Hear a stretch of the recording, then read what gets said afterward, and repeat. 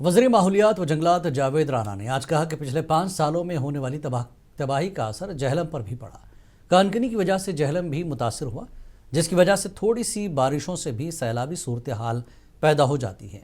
श्रीनगर में मीडिया से बात करते हुए जावेद ने कहा कि बहुत जल्द मौजूदा सरकार सैलाब से निपटने के लिए मुस्तकिल हल निकालेगी।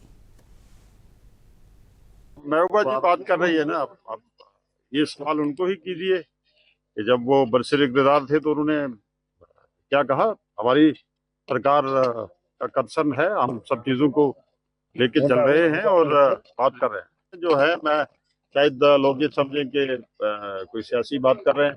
जो 5 साल में जो तबाही हुई है जम्मू कश्मीर की, उसमें मैं कहूँगा कि हमारा जेलम भी मुतासर हुआ है। उस तबाही का ये भी शिकार रहा है।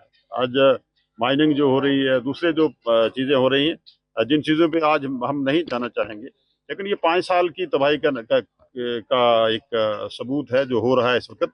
लेकिन अल्लाह करे हम इससे निकल जाएं और कश्मीर के लोगों के लिए एक परमानेंट सोल्यूशन जो है हम इंशाल्लाह लाएंगे।